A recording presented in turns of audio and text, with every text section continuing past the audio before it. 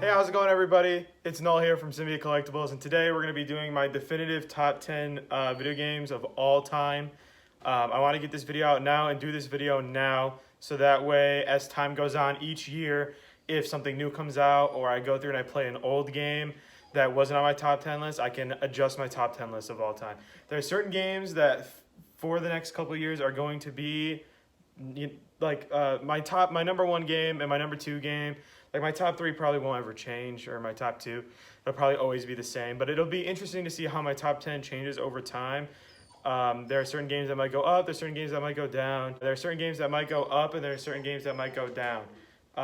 So like for instance, right now I'm just now starting the Halo series, and I really like it. But for some people, that's like their favorite game of all time, or hits their favorite games of all time. So I don't know if it'll necessarily do that for me, but that's the whole point of this, starting the top 10 games of all time and updating it each year and seeing if it changes. So for 2021, these are my top 10 games of all time. These are games that I played throughout my entire childhood, and a lot of these games have been on my top 10 list for a very long time. Some games have fallen off my top 10 list, and some games have gotten replaced as new stuff's come out. So let's see, and we're going to start off with number 10. Number 10 is a series that I love. I have hundreds upon hundreds, probably over 2,000 hours, which is nothing compared to some of the serious guys for this game. I have like about over 2,000 hours just playing this game constantly. I've beaten the main story probably like at least 50 times. I've beaten this game like crazy. I know a lot of the secrets. I know a lot of the bosses to farm. That game is Borderlands 2.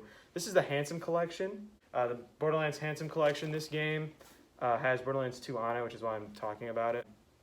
So Borderlands, the Handsome Collection, this game, or Borderlands 2 that's on here, the Handsome Collection just has it up-res, completely remastered. It looks amazing. I play it on PS5 sometimes, so it looks really good. But the best way to play it's going to be on PC. But anyways, regardless, the game is just amazing. I love the shooting. Borderlands 3 did a lot of things better to improve like the game flow and the shooting mechanics. But Borderlands 2, it's one of the classic Borderlands games. It did everything that 1 did, made it better, made the guns better, made the randomization of the guns better. The guns that are really good, the farming for legendaries, the bosses, everything was just way amplified, way better. There's raid bosses. There's all kinds of stuff. The min-maxing your build in this game, Borderlands 2 specifically, is amazing. And I just would lose hundreds of hours. I even just listen to podcasts or something in the background, just grind bosses, because the game is so fun. Once you're done with the story, you can still just grind bosses, and it's still fun to try to min-max your build and get the best possible stuff for it. So Borderlands 2 specifically, out of the entire Borderlands series, Borderlands 2 hits my number 10 of all time. And we're going to flow right into my number 9 of all time, which I might get roasted for this, but it was my middle school era game. It was the game that really impacted me during middle school that I still play constantly to this day, and that game is Minecraft. Minecraft is super influential to me. I have thousands and thousands of hours in this game. There's no denying it. I played it for 10 years straight. I mean, I still play it to this day all the time. And it's one of my favorite game series of all time. This is just the PS4 copy, but I own this game on everything. I own it on Xbox. I own it on PlayStation. I own it on Switch. I own it on my 3DS. I own it on PC. PC is by far the best way to play the game. I started playing Minecraft back in alpha on PC years ago, over 10 years ago. And I've just watched the game evolve and have played it the whole time. And it's just one of those games that is just a timeless classic. This game is the best-selling game of all time, and I was a part of the wave that found this game when it was nothing and got to see it grow. So I'm a hipster, I guess you could say, but it's cool. It was cool to play this game and see it evolve over time. The creativity, the freedom in it, it's all appealing. The surviving. I used to play on a multiplayer server, and I have probably 1,000 hours on that server. It no longer exists. I don't know I don't know where some of those people are. I don't even know who they really are. Some people I still stay in contact with from that server. So this game is really important to me. I have tons of hours, and it was super influential. So I love Minecraft. There's not enough I could say about Minecraft. So next game, which you might not expect on my list. I'm 22, so You might not expect it on a 22 years list, but this game is super influential to me too. I played it a lot. My dad had a emulator on his PC, which is how I started to play it. But this game is an all-time classic. It's a must-play if you're a video game fan, and I bet you this has been on millions of top 10 lists on YouTube. But Super Mario 64. I need to get a better copy. My label's a little bit messed up, but Super Mario 64. Also, everything's going to be mirrored because I'm an idiot, and I'm recording it with a front-facing camera. So a lot of the labels, I think, are going to be flipped. If that's, for that case, I'm going to do better next time, and I won't use this. So I just realized that these labels and stuff are going to be flipped, I believe. But we'll see. Maybe it won't be. But anyway, Super Mario 64 is number 8 on the list because just the nostalgia for me. I played it when I was a kid, which is crazy for me because I played it when I was probably like 5, 6, 7, which would have been a little after its time. I think it came out, what year did it come? 1997, 1996. So I played it a while after on an emulator, but still though, this game is an all-time classic. If you're a video game fan, you have to play it. And it's really interesting to see like the start of a lot of 3D platforming tropes that are in this game. Just the music of it, the graphics, just the entire game itself, the levels, the level design. I mean, you have to play this. It's one of the best games of all time. So Mario 64, number 8 on my list. Number 7, this game kickstarted my love of RPG, of the Western RPGs, I should say. And I've always been an RPG fan and a big RPG guy, but this game kind of launched me into it more than any other game. But it kickstarted my love for it, but it is not like my favorite of its type, I guess I should say. Bethesda RPG, you had to see it come in. Skyrim. This is the VR version, but I originally played Skyrim on Steam on my computer. I used to be a digital PC guy. I have hundreds upon hundreds. I probably have over 500 hours in Skyrim. I've beaten it probably 6, 7, 8 times. It got to the point where I had to beat the game. On my final playthrough of the game, I beat the game, and I said, okay, I'm done. Like, I did everything I wanted to do, every side quest, everything, leveled up my character, maxed out everything I wanted to, and I said, I'm done. I cannot touch this game again. And then they made the VR version. But, it's just the environment of it, walking around, the freedom of it. You don't have to listen to what the quests say. You don't have to do the quest. You can walk around for hours and just go wherever you want and find random encounters and find people just walking down the road, and you could have an encounter with them. You could have assassins jump out of a bush and try to kill you for no reason. I mean, there's just plenty of things that could happen in this game. The quests are good. It's a Bethesda RPG, so are there bugs? Yes. Are there things that shouldn't happen? Yes. Is some of the writing not the best? Yes. But overall, for what it is, there's a reason people still play this game all the way from, that came out in 2011. There's a reason people still play it all the time, every day now, and it's because it's just a timeless classic. This game is one of the best Western RPGs. If you have not played this, I highly recommend playing this. It is really, really good, and I cannot wait for the next Elder Scrolls game. Next game on the list. This game is actually one of my favorite Western RPGs and is my favorite Bethesda game. And this series is my favorite series from Bethesda. Fallout New Vegas. I love all the Fallout games, but Fallout New Vegas is my favorite of all time. I remember when Fallout 4 came out. I wasn't one of the people that waited for 7 years. I played Fallout New Vegas 3 or 4 years before that, and I was just super excited for Fallout 4. But this game, I've beaten Fallout 3, Fallout New Vegas, Fallout 4. I even went back and played some of the original isometric RPGs made by I can't remember the studio, but the people that before Bethesda got their hands on it. But it's just like the entire environment, the feeling, the music. Just like this game is the reason I love 1960s music. This game is the reason I love Bing Crosby. This game is just the environment of it, the feeling of it. That atomic era United States where we didn't create computers. We went into nuclear energy and how everything changes. Canada being annexed, the Chinese versus American nuclear holocaust, all that stuff in this game. It's just the feeling of it. It's literally the same exact engine as Skyrim. The same looting mechanics. Pretty much the same fighting. It's more range based because of the guns, but it's pretty much the exact same engine as Skyrim, but the feeling of it, the environment. There's a group in here, a gang that all dress like Elvis, and every single time they finish the sentence, they say, "You dig." So they'll tell you to go kill this guy. You understand? You dig? And stuff like that. It's just like the feeling of it, just walking around hearing Bing Crosby or Frank Sinatra or something, just as you're walking around playing. I don't think Frank Sinatra's in the game, but that era of music, just walking around and just seeing a nuclear wasted America, and for the most part, it's true geographically to real America. So walking around Vegas, walking these towns that are just obliterated because of the nuclear bombs, and seeing all the mutated creatures and the fighting and the RPG mechanics and the dialogue options, it's just, this game is amazing. I really hope, since Obsidian and Microsoft are now under the Xbox handle, that they remaster it and just make it even better. So, but this game is my number 6. Now we're getting to my top 5. My top 5, you're going to notice a heavy Nintendo bias. I'm not Nintendo biased. I play a lot of other games besides Nintendo, but Nintendo just has that quality where they crack just the game feel for everybody, and just nostalgia and stuff like that. So, but anyways, my number 5, I am of that time, so it's going to make sense this is on here, but Pokemon, Pokemon Silver. This game I got for Christmas from my parents, I think around the age of 6 or 7, and I played it to death. I would restart it and beat it again and again. I caught the legendaries. I didn't know Kanto existed at the time, which is upsetting because I played hundreds of hours of it only in Johto.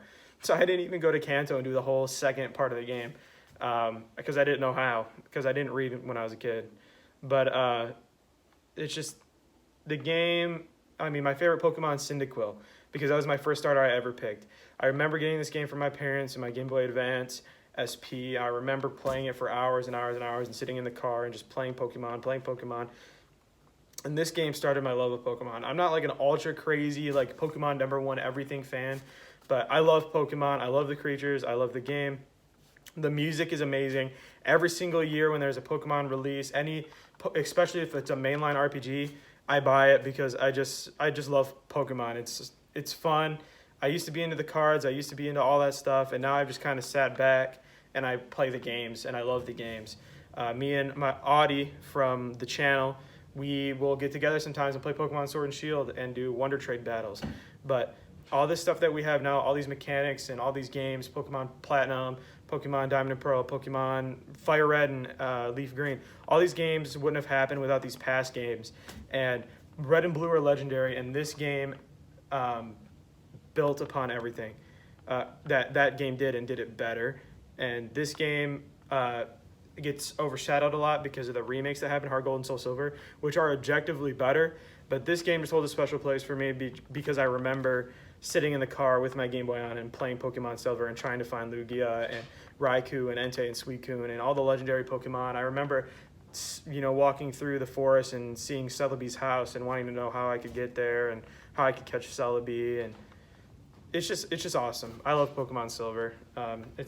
I didn't want to put a bunch of Pokemon games on here because I do love Pokemon, so I want to give one game in the top 5 to Pokemon, and Pokemon Silver is that game. So next game, I've loved this series from when it first started on GameCube, and I play it now. I play it way more seriously now than I ever did, but I've always loved this series. But I wanted to pick the most recent one because I play it competitively, and that's Super Smash Bros. Ultimate. So Smash Bros. Ultimate, I wanted to say Smash Bros. In general is my number 4 slot, but I play Ultimate competitively. If Ultimate never would have came out and Smash 4 Wii U was the main game we still played competitively, that would have been on this spot. So just whatever the newest Smash is, I'm just going to rotate because Super Smash Bros. Is just a legendary series. It's become much more than just a Nintendo fighter. It's become a video game hall of fame. And I love everything this game does. I love the mechanics. I love the fighting. I love the pacing. I play it competitively, so I play it at a little bit of a higher level. I'm not a god by any means. I'm not like the best player of all time. I'm not even the best in our area. But once you get to that higher level, even just if you're a minor competitive player, you see the game in a way different light than a lot of the casual players do, and you get a lot out of it that a lot of like casual players don't get. So it's really interesting, and just to see the interactions between people and the fighting. And once you get the mechanics down and you realize how hard it is for these competitive players to be doing what they're doing and how hard it is to get a handle on this game, even at a minor level, when you watch the higher level players, you gain even that much more respect. But even as a casual level player, just playing this with items on, it's a good time. You can never beat it. Everyone has a main in this game. Even the casuals have a main. Competitive players love to talk about their main, and that's awesome. It's a part of your personality almost, what your main in Smash Brothers is. But even casuals do, and that says something. When a casual player has a go-to character, that's when you know the game's legendary. So Smash Brothers Ultimate, any Smash Brothers game, number 4 slot. So now we're cracking the top 3. Number 3, I had a hard time picking this because it's a little bit newer from this franchise, but I think it does everything the old games did and improves upon it and makes it better and deserves replacing the originals on my list. And that game is Crash 4, It's About Time. So it's an official, actual sequel to the original first 3 Crash Bandicoot games. It deserves my top 3 because I had the Insane trilogy there before. And this game just does everything the first 3 games do and improves upon it while also staying faithful to what Crash Bandicoot has always been. It feels like an original Crash game by Naughty Dog, but it also does a lot of new stuff to make it feels like it has its own identity. And I'd love to see a Crash Bandicoot 5 by these guys. This game was made by Toys for Bob. I just had to look. I don't know that off the top of my head, but this game was made by Toys for Bob, and I would love to see them continue Crash Bandicoot and keep doing crazy stuff as long as they stay faithful to the originals. And this was the perfect way to get people who used to play Crash Bandicoot back into it and love this series. Insane Trilogy was a perfect test water to see if they could make it a 4th game, and then they made it, and they did everything better. This game is a success in my book. I think it's an amazing game, and it's one of my favorite platformers. I beat this game within 3 days of it coming out, which is chump to some people, but for me, I work a lot, so that's fast for me. And I just love this game. I love Crash Bandicoot. This game did everything I wanted it to and more, and it looks amazing. So I'm very happy with that. Okay, so my next two. My next 2 are insanely biased. I know this, but they have a spot on this list because of how much I love them.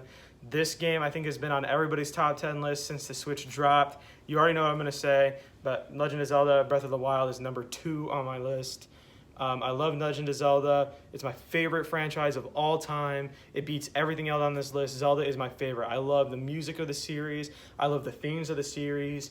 I just love the artwork. Everything about Zelda just, has a place for me. I don't know. I just love it so much. I love The Legend of Zelda. But if you have not played Breath of the Wild, and everyone says this on the top 10 list, if you have not played Breath of the Wild, play this game. If you're a Zelda fan and you're skeptical, play this game. It breaks every series convention in a way that makes sense and progresses the series into being something more and bigger than what it is. Some people like the linear Zelda series, and I think that they can keep making those linear Zelda games, but with these open world games, it opens a lot more doors for what Zelda can be. It still has the puzzles. It still has the shrines that do the puzzles that would have been in the linear games. It's just not as guided. It's more freeform. But this game is legendary. I can't believe a game like this came out in 2017, and it's amazing. It's amazing. You have to play this game. I love this game. It's amazing. I've beaten it twice, and I 100%ed it on Master Mode. So I love this game. I have over 200 hours in it. So it's amazing. My favorite game of all time.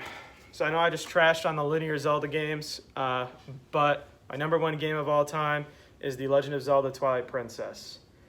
I think the reason this game is my favorite and matches with me the best is I love the gameplay. I love the themes in the game. I love how dark it is and gritty. I love how hardcore it is for what Zelda is. And I'm a person by nature who's a little bit more, what's the word? Not secluded, but I stay to myself. I get, everyone has problems with sadness and stuff like that, and I find that a lot of times stuff like this that kind of makes me relate to it in a way, it really resonates with me. So this game has a lot about being isolated or feeling isolated and betrayal and stuff like that. And it's not the most what's the word? It's not the most I don't know the word I'm trying to say, but it's not like the most like intricate design story of all time. You know, it's not like a novel that goes really in depth on those feelings. But for a video game that you play, I played it on the Wii and the GameCube when I was a kid. So when I played this game, a lot of this stuff was like, whoa, you know, being introduced to all these themes at once, and sometimes you don't know how to express yourself. And so I ended up really relating to Midna and the Link in this character in this game, and but you know, most of all the designs. I love how dark it is. I love how sad it is all the time. I love the music. I love the aesthetic of the entire game being about like darkness and stuff like that, and Ganon's, you know, wanting to be the most powerful thing ever. I mean, just like all the themes that it subtly tackles in this game, I really like. And maybe it doesn't tackle those for other people. Maybe I see it differently. But even on a gameplay-wise, just as a game, not looking at the aesthetic and the music and the character design and stuff like that, even the gameplay is good. I mean, the water temple sucks in this game. It's so hard, especially if you don't have a guide. But especially from when I was a kid, I've replayed this game multiple times since I've grown up, so it's a little easier for me now. But when I was a kid, I really struggled with this game, but I loved it so much that I kept playing. I made a save right before the Ganon fight so I could redo the Ganon fight over and over and over and over again. I love the character design. I love the gameplay. The gameplay is one of the best in my opinion. I know it's not perfect. I know it's flawed in a lot of ways, and I know it's not the best in the Zelda series. But I just love it so much. And yeah, this game is my favorite game of all time. So I could talk about these games for hours and hours and hours. I have to find a cutoff point for some things because I'll just talk for hours. But yeah, that's my favorite. That's my top 10 game list of all time. I hope to update this periodically, mainly annually, to go more in depth later on, or if a game gets dropped for some reason or replaced by another game that I played. You know, I'm not the type of person that'll sit there and play. Like, I'll play a brand new game that just comes out and be like, wow, that's amazing. But it's not going to, you know, I have friends that you'll ask what their favorite game is, and they'll be like, God of War, when God of War came out. And then this game came out, Persona 5. I think Persona 5 came out before, but the point is that whatever they're playing at that moment, that's their favorite game of all time. And for me, I really, really love games and stuff like that, but it takes a lot to crack my top 10. So I have a lot of favorite series and stuff like that, which I could do a whole nother video on, favorite franchises. But I think for games to crack my top 10, it's a really big deal. So I think it'd be interesting to tackle it annually to see if anything that I've played recently, new or old, cracks the top 10 list. So, but anyways, thank you guys for watching. I hope you guys like the new style of videos. I can use both my hands because I bought a tripod. So I hope you guys do enjoy the new videos. I hope you guys enjoy the quality. I'll probably get Audie on here to talk about his top 10 games of all time. It's going to be very Pokemon. It's going to be a lot of Pokemon, but I think it'll be interesting to see his perspective too, because he's also really into cars. So we'll see how this video does and stuff like that. It's not going to do amazing. I'm not saying get 10 likes or I'll not post it, but I'll leave this video up for a little while, and then we're going to record Austin's top 10 games of all time and see what he thinks. So, but anyways, thank you guys again for watching. I really appreciate all the support on YouTube and TikTok. TikTok's been crazy right now. I know like 500, 600 views isn't crazy for like a normal TikToker, but for me, who's only got like 10 followers on TikTok, it's awesome. And I've been having a good time just posting on there and just seeing how it does. 100 views, 50 views, 700 views. So I thank you guys for everything, all the support I've been getting lately. If you're from TikTok, thank you for coming over here and watching this. If you guys want to go check out my TikTok, it's just Symbiote Collectibles on TikTok. My Twitter is @SymbioteHoarder because I couldn't get collectibles. And I thank you guys again for watching, and thank you. Bye.